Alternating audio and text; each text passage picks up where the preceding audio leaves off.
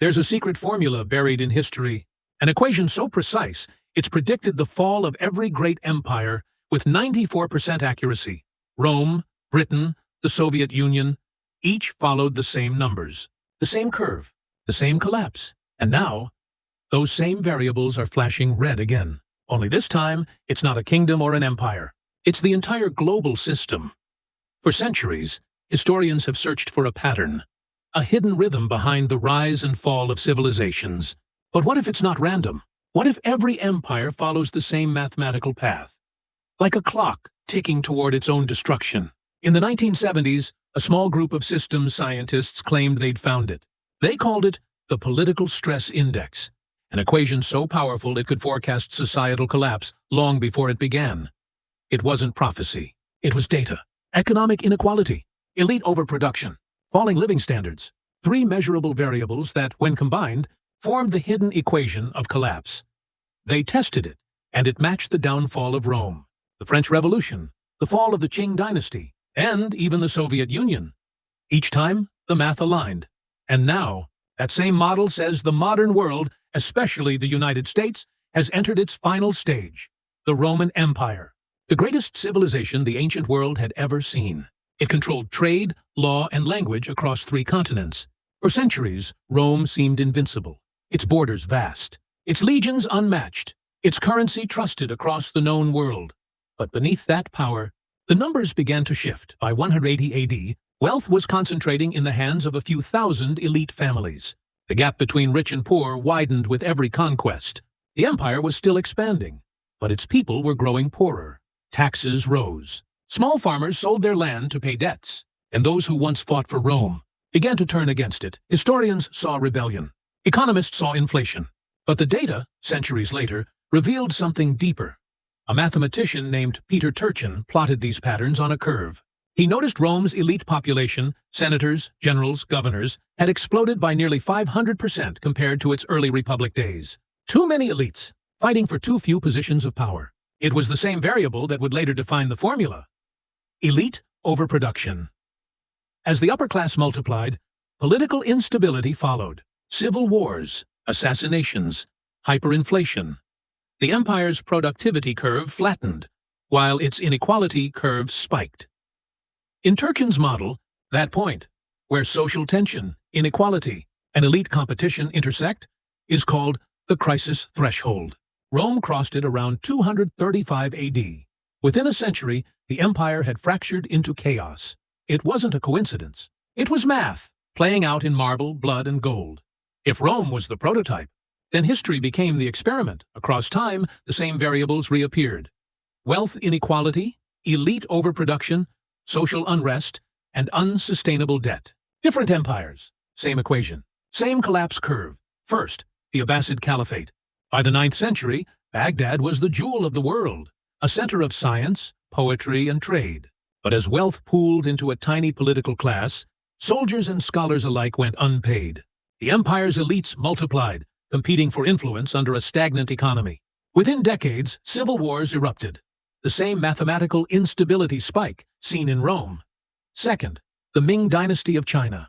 Turchin's data mapped its rise and fall almost perfectly. As silver from global trade flooded China, landowners and officials grew rich, while peasants starved. Taxes rose, trust fell, rebellion flared. By the 1600s, inequality reached a 400-year peak. The dynasty collapsed. Third, the Ottoman Empire. Its elite bureaucracy, once lean and efficient, swelled to nearly double its sustainable size by the 18th century. Janissaries demanded privileges. Provincial governors hoarded wealth. Corruption wasn't moral decay. It was mathematical overflow of too many elites competing for too little real power. Fourth, the British Empire. At its height, London ruled 25% of the planet's surface. But after the Industrial Revolution, income disparities soared. By 1914, 1% of the British population controlled nearly 70% of national wealth. Elite competition spilled into politics, labor unrest, and colonial revolts. Within decades, the empire's structure collapsed from within, not by invasion, but by overextension and inequality. Rome, Abbasids, Ming, Ottomans, British. 5 civilizations, 5 collapses. and each followed the same quantitative rhythm. In every dataset, one number kept reappearing: 94%. That was the predictive accuracy of Turchin's model when applied retrospectively to major empires and states. When wealth inequality and elite competition both crossed their historical threshold, collapse followed within 3 generations. It wasn't destiny. It was pattern recognition, coded in human ambition, greed, and history's own mathematics. Now comes the most unsettling part. The equation doesn't belong to history anymore. It's alive, and it's repeating. Peter Turchin didn't stop at Rome or the Ottomans. He ran his models on modern societies, using data from tax records, elite incomes, wage growth, debt ratios, and political polarization. And the curve started rising again. The same 7-step pattern that ended empires is now visible in the United States, Europe, and even China. Let's decode it. Step 1. Prosperity. A golden age of innovation, wealth, and growth. For the U.S., this was the post-World War II boom, the 1950s to early 1970s, a strong middle class, low inequality, social unity. Step 2. Expansion. The system's reach grows. Credit, corporations, global trade, everything accelerates. The GDP soars, but so does dependence on leverage. Step 3. Elite multiplication. Universities mass-produce credentials. Corporate boards, bureaucracies, and political elites multiply faster than real power or resources. Too many elites, chasing too few elite positions. Result? Conflict within the upper class itself. Political gridlock, information wars, moral panic. Step 4. Inequality spike. Since 1980, the top 0.1% of Americans increased their wealth by 600%, while median wages barely moved. The same mathematical signal appeared before the fall of Rome and the French Revolution. Wages flatline, productivity slows. The real economy grinds down while the financial economy inflates. Speculation replaces production, a hallmark of pre-collapse systems. Step 6. Polarization. Societies turn inward. Politics radicalizes. Trust collapses, not instantly but exponentially. In 1964, 77% of Americans trusted their government. Today, it's 16%. The same emotional curve, from unity to fragmentation, has preceded every imperial decline in history. Step 7. The trigger. A war, a financial panic, a natural disaster. The pattern doesn't care what breaks the system, only that the internal pressure has already made it breakable. And according to the data, we've reached that phase. Turchin's latest projection, published just before 2020, warned of a decade of turmoil. He didn't predict a specific event, only that the internal numbers had crossed the line. And then came global pandemic, economic chaos, mass protests, political violence. Coincidence? Or proof that the equation still holds? Every empire believes it's different. Every generation believes collapse is a myth, something that happens to others, somewhere far away, long ago. But the numbers don't care about belief.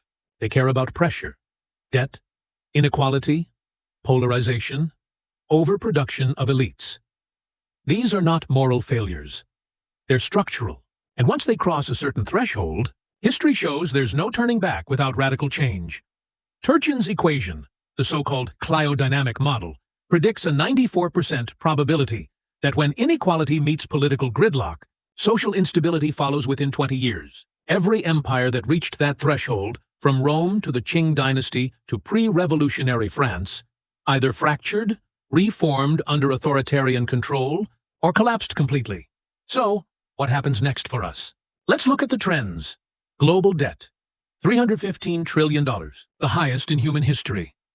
Elite fragmentation, more billionaires and political factions than any previous era. Social cohesion, at its lowest measurable point in decades. Trust in media and government, collapsing worldwide. The math suggests we're in the terminal phase, where competition among elites explodes, populism rises, and systems turn on themselves. History called this the final inversion, when those in power no longer protect the system, but exploit it for survival. Sound familiar? Political brinkmanship, markets running on speculation, information wars shaping reality itself. In the late Roman Empire, emperors began debasing the currency to hold on to power. In France, nobles sold offices and privileges to keep their estates afloat. In the 2020s, nations print money at scale to delay economic pain, a modern version of the same desperation. But here's the chilling part. Collapse doesn't always look like fire and ruins. Sometimes it looks like gradual decay, a slow erosion of trust, productivity, and unity, until one shock tips the system over. We may already be inside that stage.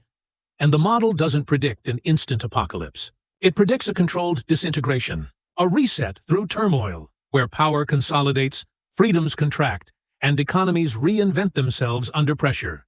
Just as the Roman Republic gave way to empire, as the French monarchy gave way to revolution, as the British Empire yielded to financial dominance instead of territorial rule, the United States and the global order built around it may be on the brink of its own transformation. Not an end, but a mutation. Because when systems collapse, they rarely die. They adapt, sometimes into something unrecognizable. History is not a prophecy. It's a pattern. And patterns only repeat when people ignore them. Every empire believed it could outthink the math, that innovation, wealth, or military power would rewrite the equation. But in the end, the variables always converge. Debt, division, and decay. Rome ignored its fiscal rot and watched its gold vanish into foreign wars. France ignored its hungry citizens and woke up to the guillotine. Britain ignored its industrial overreach and watched its empire shrink into a ledger. And now, the global system built on the dollar, data, and debt stands in the same shadow. You can already feel it, the tension in the air. Markets that no longer reflect reality. Societies split into echo chambers. Power concentrated in fewer and fewer hands. This isn't conspiracy. It's the natural rhythm of empire. But here's the paradox. Every collapse has also birthed renewal. Rome's fall gave rise to Europe's rebirth. The Great Depression forged the modern middle class. Every breakdown resets the code of civilization. So, the real question isn't if this system will collapse. It's what will rise from its ashes. Will it be a centralized digital empire? One that controls value, speech, and power through code? Or a decentralized world, rebuilt on transparency, balance, and resilience? The equation doesn't choose. We do. And that's what makes this moment so rare. Because for the first time in history, we know the formula. We've seen every step before. And maybe, just maybe, knowing the pattern is how we finally break it. This has been the hidden equation that predicts every empire's end. With 94% accuracy.